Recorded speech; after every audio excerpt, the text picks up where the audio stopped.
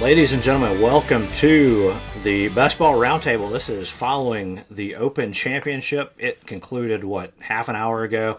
Xander Schauffele was crowned the champion golfer of the year. So congrats to Xander and all the guys for surviving. That made the cut and finished out the weekend. As we get rolling, we got to give a shout out to Holderness and Bourne. These guys do incredible work, this company. I think Jonathan's sporting one of the shirts right now. Looking sharp, Jonathan. Yep. I think the thing I like the most about the shirt, and I'm sure others do it, but theirs is ridiculous, the hidden stays in the collar.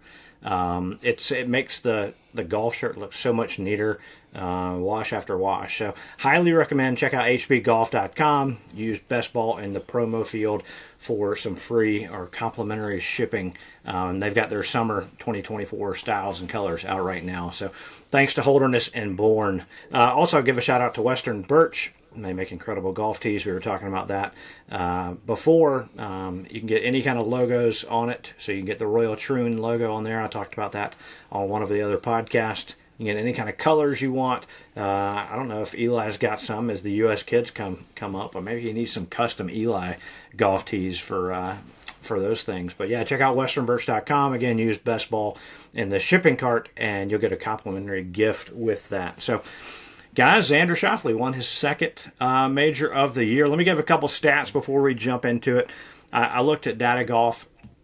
Prior to the tournament starting, Xander, he's the third-ranked player in the world, but he had a 7.3 percent chance to win through hole number 9. So when he was finished with hole number 9 today, he was at -5, and Data Golf says he had a 24.9% chance to win.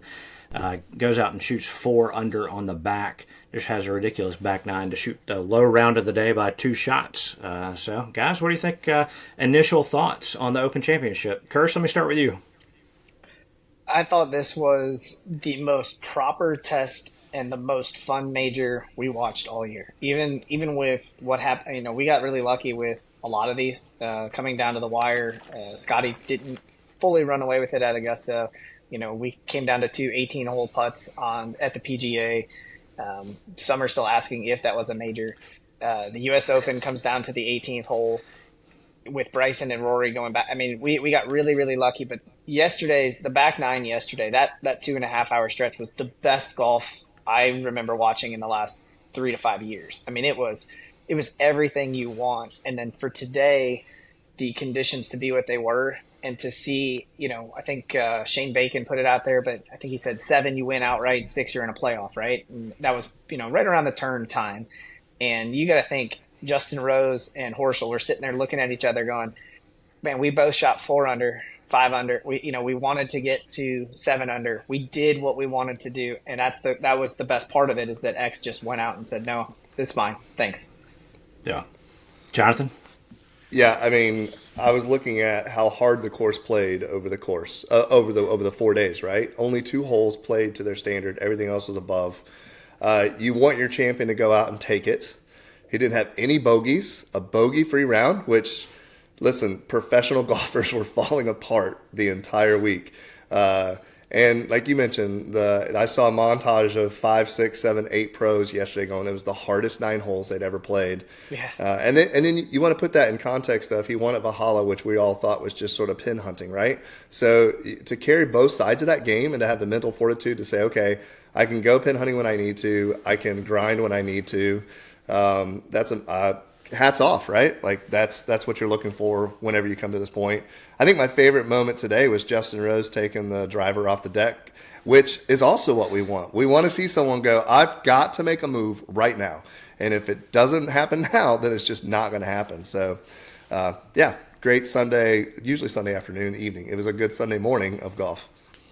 Yeah, it was fun to watch. And like you said, Justin Rose, I texted you guys, said, who are you rooting for? I quickly get a Wolverine GIF reply. So I knew who you were going for there. I was deep down, I think I was hoping for Justin Rose to win, right? Like, I remember watching when he was 17, holing out on 18, on the 18th of the final round. Like, a kid from England, that obviously loves the Open Championship, and it would just be really cool to see his name on the claret jug.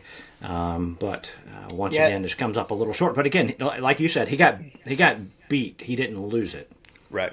I think that was I think it was Kyle Porter from CBS that put it out there, and he said last night, and for some reason it stuck with me, and I thought about it through the entire round. It was, who do you want to win, and then who do you think will win?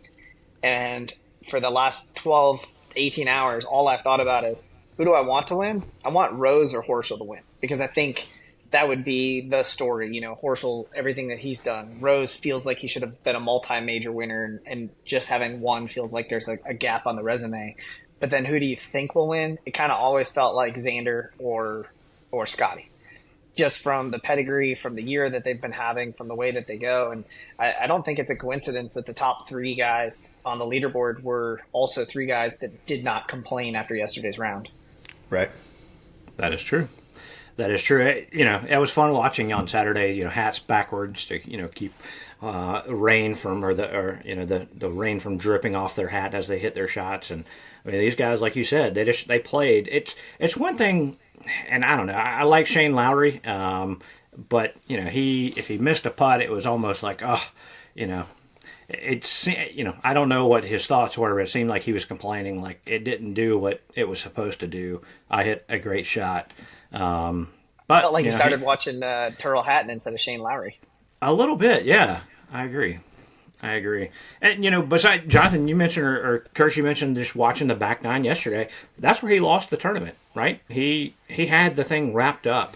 He was playing better than anybody else, and the elements just got to him, and he, one or two shots here or there, and all of a sudden it got out of the way. And so, granted, he had a decent run. He was 300 today, so he finished sixth. So, I think he missed out with his back nine yesterday. He used all of his good luck on the first 2 days, because there was a couple times where you're just like, he should be in jail, and yet somehow he comes out of it, scrambles enough. And I don't know if that's like mental energy in order to keep it together, but yeah, you felt like the golf gods had smiled on him for his 2 days of glory, and then it was time to be done. Well, I mean, luck, right? Like you talk about open or links golf, like you hit good shots and you have to get the right bounces. And you have to, end up in the right position even on your misses. So, I mean, there were some times where the guys would be in the bunker and it's like, all right, it's not as bad as it could be. And then they're in the bunker and it's, well, got to go sideways and you got to take your medicine and do what you got to do. Go ahead. Nope. I was going to say there's a lot of medicine that was doled out this week. I saw the worst scores on every hole ended up being a 128. And poor guy, one of the guys was back-to-back nines. Like, there's a lot of medicine doled out, which I think is part of the fun, right? Whenever you watch something like this, you want to see the guys who are going to be better than not only the field, but also the actual course. And, again, the top, I think, whenever they started today, there were 8 guys within 2 strokes, and they clearly separated themselves out, so...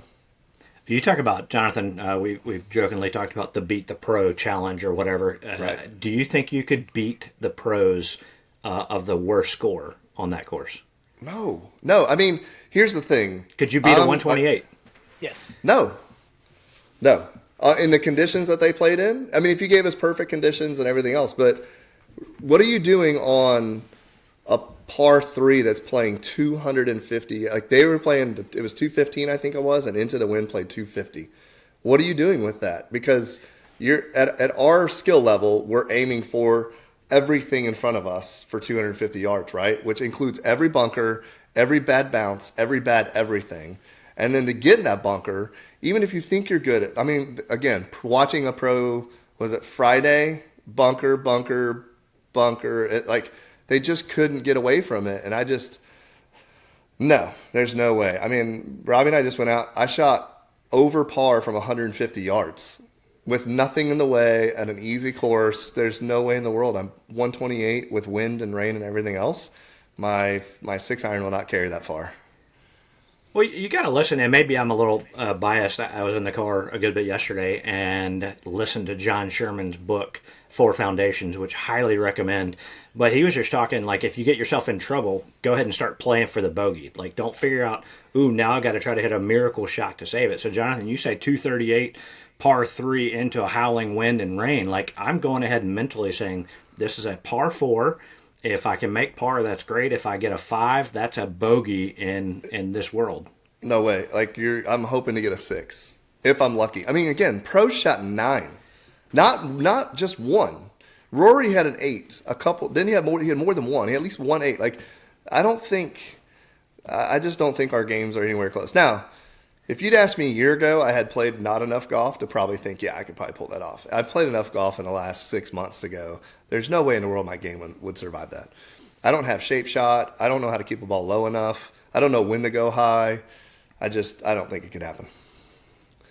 Maybe you guys are better at golf than me. You talk about Rory. He did not get a chance to play in that on Saturday. He had he was thinking about vacation. Pretty bad day on Friday. Yeah, this quote, Jonathan, you sent it out. Oh, man. The quote said, I think once I made the 8 on the 4th hole, that was it. 22 holes into the event, and I'm already thinking about where I'm going to go on vacation next week. And that's what he said on Friday. But you watched his body language. That's exactly right. Like, you saw a guy that did not want to be there anymore, that wasn't giving 100% effort.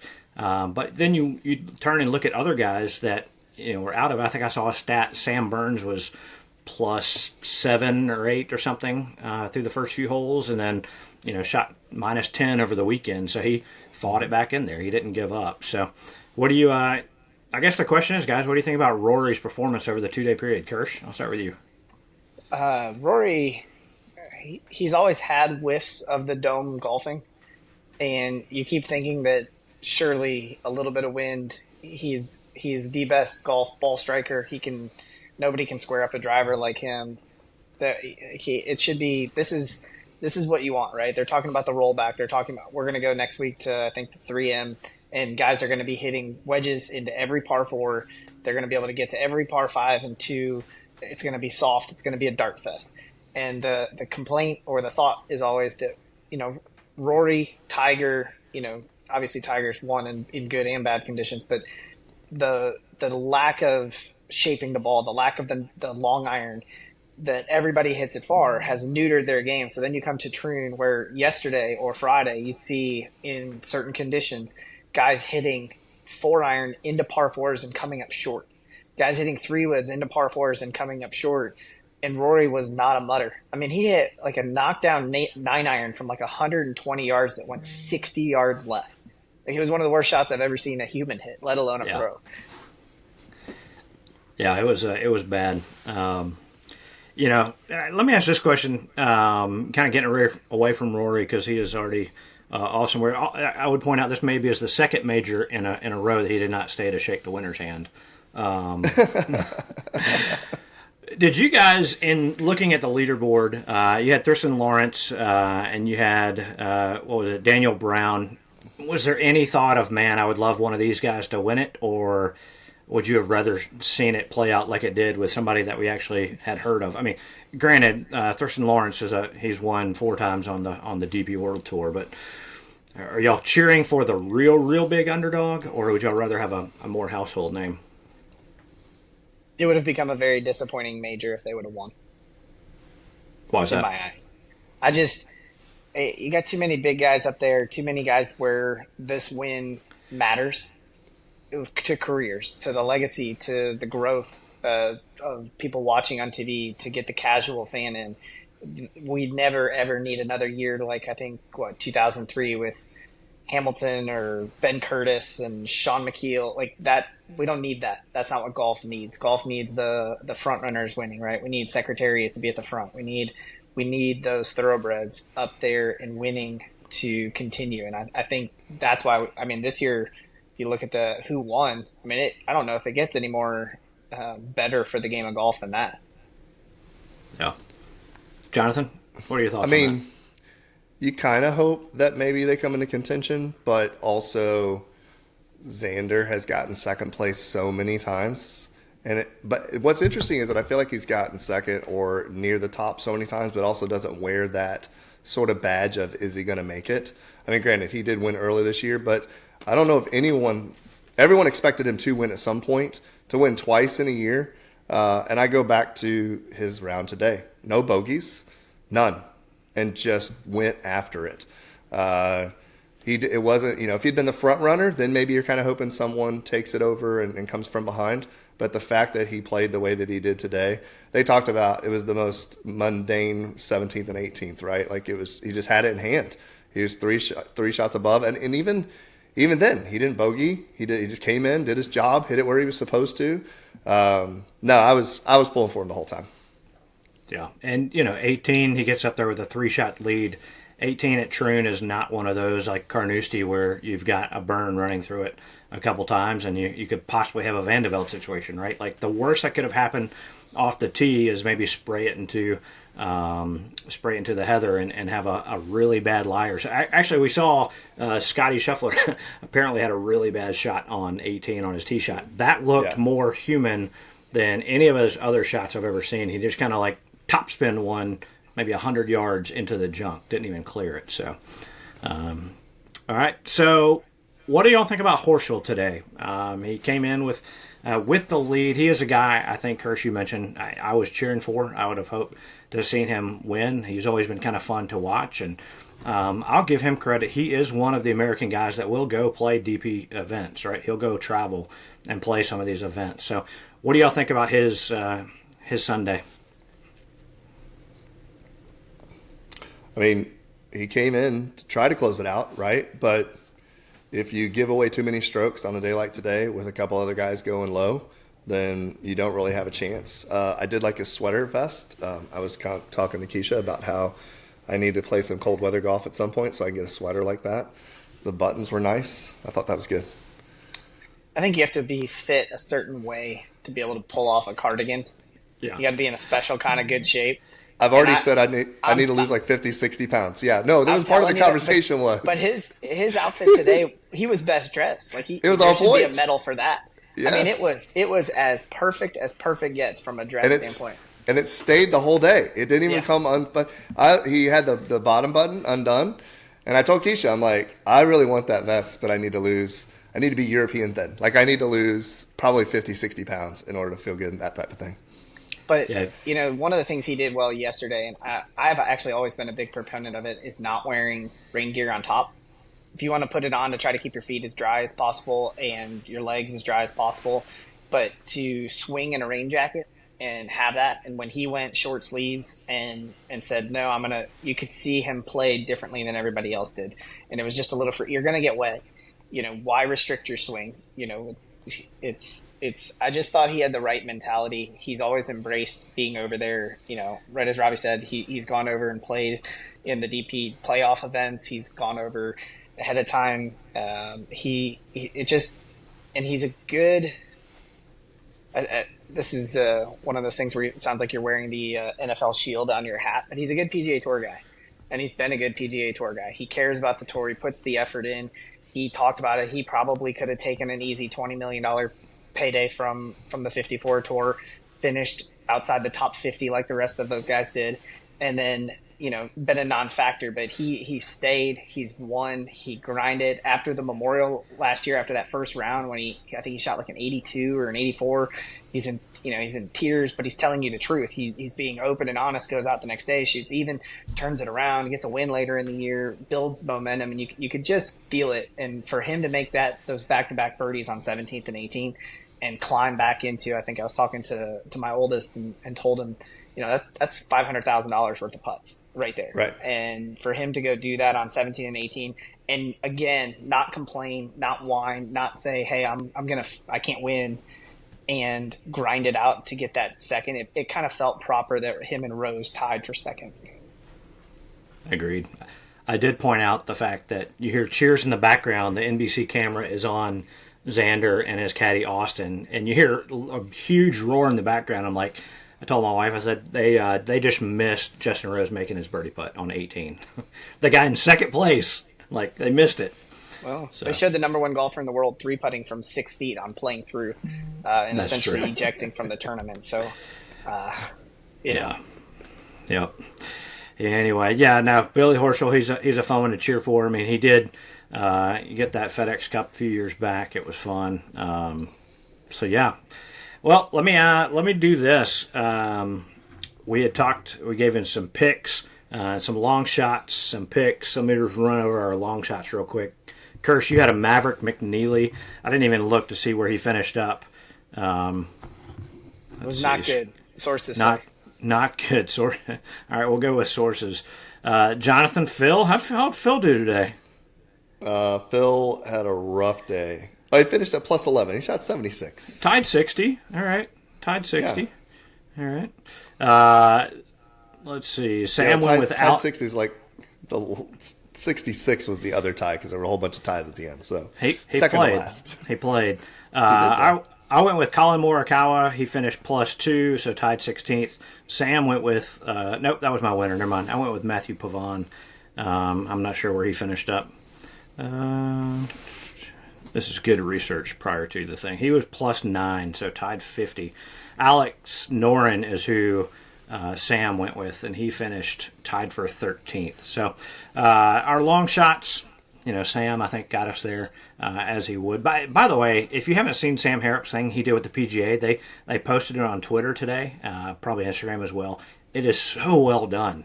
He talked about how he got to interview different people. Highly recommend go find that. Sam has linked it, and we shared it out from the Golf Best Ball thing as well. But our picks to win, I picked Colin Morikawa. Again, he was tied 16th. Sam went with Shane Lowry. Again, early in the tournament, Shane Lowry and Alex Noren picks for Sam looked really, really good. Lowry was 6. Jonathan went with Finau. I don't even know if they showed him at all. They did. Every commercial break. Every commercial break. Oh, because he was in a commercial? Because he was in every commercial. And Kirsch went with a very impassionate speech. He went with this guy named Rory. So he did. That one did not work out as well. So, guys, we had the challenge of coming up with a song. Kirsch, do you have a song that one of the players in the top there that Sam Harrop might throw a little melody to? The only one that I had going was Billy Horschel as best, that's a best dressed man type of thing. Oh, nice. That was the vibe that I had. I am not a sharp dressed man. There we go. Not a creative guy. That's not my lane. Might be able to take a good picture every now and then, but writing a song is not one of those skills that I have. Okay. Jonathan? I hear you got 4. A 4. I got 4. I mean, listen, we were told that we had to be prepared for who the winner was and who was at the top. All right. And let's save the winner for last then. I am. All right. So Justin Rose, there's a song by Jackson Brown with an E on the end called Rosie. Played on a piano. I think it'd work really well, Sam, if you're listening to this. Tristan Lawrence, he played in the Sunshine Tour. I think he could do I've Got Sunshine on a Rainy Day, and you could actually make that work. Sam Burns, I've got a couple different ones. Great Balls of Fire. Goodness Gracious, Sam Burns on Fire. I think that'd be a good catch line. And then also Alicia Keys, Sam Burns is on fire. That's a nice one. Billy Horschel. This Burns is on fire. Yeah, right? Listen. And then Billy Horschel. He was on fire when he ejected on the 11th tee over the railroad tracks. Yeah, that's true. Billy Horschel, there's a song that I went deep on these guys, right? I went some research on this. His nickname is the Town Crier, and there is a song by Elvis Costello. Sam, if you're listening to this, or if we make sure we send this to you, you need to know these things. And then this is my favorite one because I feel like I could sing backup on this one. So, Sam, if you're looking for a duet, Xander Schauffele, Killing Me Softly. 100%. And then I would be like one putt, two putts. I could absolutely drop in the backup on that one. Killing Me Softly. Killing Me Softly with his drive. That's what I'm saying. I've got lyrics started if you're interested, Sam. I'm disappointed he's not here right now. We could work on this like live do it. Yeah. No, I'm sure he will take any and all recommendations. Mine, I went with a Justin Rose song. Seal has that famous Kiss from a Rose. Yeah. And I went with Miss from a Rose is how I would rewrite the lyrics for that one, just because he missed another one, which you hate to see. Well, guys, that's the last major of the year. I got a sad stat for you here. We are 8 months and 21 days until the Thursday round of the Masters. So it's a long time until we get to see somebody tee it up to try to win the green jacket. We do have some good golf coming up. We got the rest of the FedEx Cup. We've got the President's Cup. We've got the Olympics here. What are y'all, I guess, for the rest of the year? Is there anything that you really look forward to that you're going to try to watch and keep track of? I'm going to follow Eli Kirsch on Twitter, live scoring for the Junior Nationals, right? Yeah, David, tell us real quick about that. What's Eli doing in a week and a half? Yeah, we're gonna be heading down to Pinehurst. We're gonna try to play a little fun golf on the front end to shake some nerves out and just get into it around a Tobacco Road in Southern Pines, and then we will post up for 4 straight days at Pinehurst number 8 with a what will probably be a very long practice round on Wednesday, knowing how we play with all these PGA Tour little kids that their parents let them take hours and hours and hours for practice rounds. So Wednesday will be a really long day, and then Thursday, Friday, Saturday, we've got a 54-hole championship for the U.S. Kids World Championship. So about 154 kids from 30 countries around the world are there. It's the top 12-year-olds in his age group. So we will be down there and really looking forward to it. Is there an asterisk on this tournament because Taylor Gooch is not playing in it? There is. In fact, we're going to have a towel that says, "Where is Taylor Gooch?" You know, he acts like a 12-year-old. He could qualify. Oh man, best of luck to Eli. I hope you guys have some fun, not just on the front end, but the whole time. That'll be a lot of fun. But on the pro golf level, Kirsch, is there anything? Are you excited about Olympic golf again, or? I am. I love the Olympics. I've always loved the Olympics. It is. I just, that was one of those things where it's like, oh my gosh, there's going to be crazy sports on for 2 straight weeks.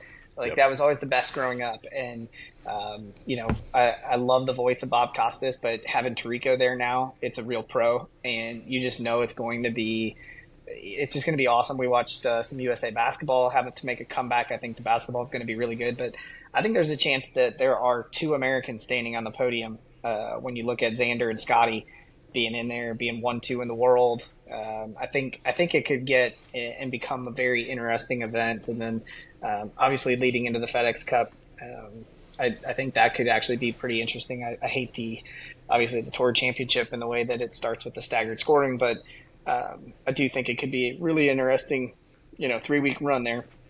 There's been a lot of guys with really good seasons putting themselves up there at the top, and seeing Xander and Scotty separate the way that they have from the rest of it, it could be an interesting couple of weeks. Yeah, I agree. The Olympics is fun. I did get to play when I went and visited Kyle Walton and the guys at Gimme Golf Club. I got to play Glen Echo Country Club in St. Louis, Missouri, and that's the site of the 1904 Olympic golf tournament. I think that was the first time that the golf was in the Olympics, maybe. Anyway, I got to play on an Olympic course, so that was kind of fun. But yeah, it'll be fun to watch that. I agree with you. I think they got to figure out a better way to score the FedEx Cup to make it more interesting. There's got to be a way to do it, but we'll see. So, any final thoughts on the majors? And as you think about that, let me ask this question. Who had the better year? Xander, 2 majors, or Scotty, 1 major, 5 other wins, and 1 arrest? Who had the better year? 2 majors? Does that get it? I'm gonna get. I still say Scotty. He won, I think, 7 total times on tour. 5 of them were signature events. So you're looking at the top 70 to the top 100 players in the world. You're looking. You won the Players Championship. You won past the month of April, which was a huge achievement for him. He won his 2nd Masters, so I still think it counts for something winning 7 times. Winning is so hard. Just as Xander before this year in majors, it's really, really hard. And 2 majors is awesome, but he didn't do a lot outside of that. He was kind of just always in 2nd, 3rd place in the FedEx Cup or the world rankings. He wasn't really in Scotty's atmosphere, but getting very, very close. I think that they've separated themselves.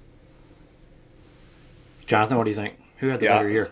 Same thing. I mean, and mainly because they're in the same space, right? Sometimes in the same grouping. And so you get to watch who makes the putt, who doesn't make the putt. The one thing I did notice today, I don't remember what hole it was on, but there was an iron shot from Xander that almost reminded you of Scotty in terms of he was where he was supposed to be in the middle of the fairway. He went exactly where he was supposed to be on the green. I think they made a comment, 16 out of 18 greens in regulation.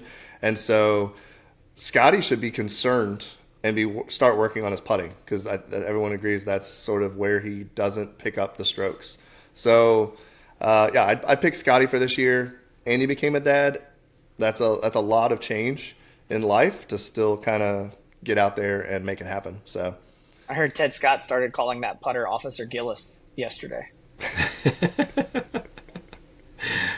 Oh, because he wants to drag it. It was the only thing that could stop him. That's the only thing that's a good. That's pretty good. You know, and maybe this is just rephrasing the question a little bit. I think if we would put ourselves in 1 year, it would be pretty cool to put your name on a major trophy twice within a year period of time, because that lasts forever, right? Yeah, signature events will be good, but Xander's name is now etched on the Wanamaker and the Claret Jug. So, would you trade a Masters jacket for 2 majors? Rory would right now. Well, yeah, but no, I'm saying, like, if you had a choice, if you started the year and someone said, hey, you can pick 2 majors or you can win the Masters, which one are you taking? I'll win the Masters. That's a great question. I think if you told me 2 Opens, if I could be the U.S. Open and the British Open at the same time, maybe I'd take the Open. But yeah, but I mean, really, Xander won 1.5 this year. Valhalla is not. I was waiting for you to just talk about Valhalla. I was just waiting because it was like, there's no way it counts as 2, not for Kirsch. It was actually like 0.25, and he validated it today. It's like if you were playing skins game, you have to win 2 holes to validate your previous skin. Right. That's what happened today. We just validated another win, and maybe it's like a 1.65 majors now for Xander. He does not have the equivalent of Scotty's 2 Masters. He does not. Would you take, if you had a choice though at the beginning of the year, Kirsch, would you take 1 Masters or 2? And you get to pick which 2. If you took 2 Opens, would you take 2 Opens versus 1 Masters? I mean, I probably would have taken. Man, you get to play Augusta every year until you're 65, and you got dinner reservations on while you're there every year. I would think if I'm good enough, I think I'd take the 2. I think I would. I think I'd take both Opens. Both Opens. Yeah, especially this year playing at Pinehurst number 2 and Troon. Those are Yeah. both proper tests of golf. That's 2 that nobody's questioning the validity of your major after those. So I think those are the 2 that you would really, really want to take. Well, Jonathan, you didn't answer your own question.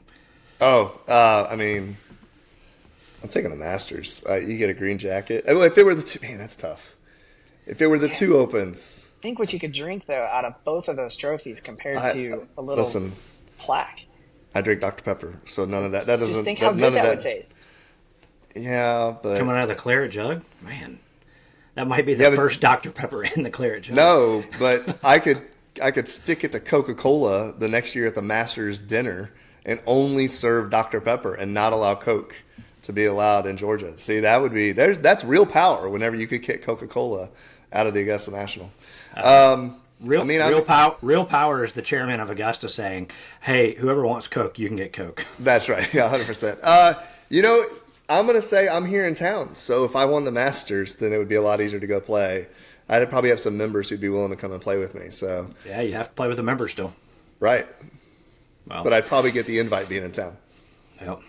Well, guys, we'll find more events to do the BestBall Roundtable for. But it's been a lot of fun chatting a little preview and a little recap of all these things with you guys. So, congrats to Xander, man, second major of the year. I'm gonna give you 2. Regardless of what our guest will say. But for David Kirsch and Jonathan Hill and Sam Harrop, who could not be here today, thanks for him for being on the preview. This is Robbie. Been listening to another BestBall Roundtable.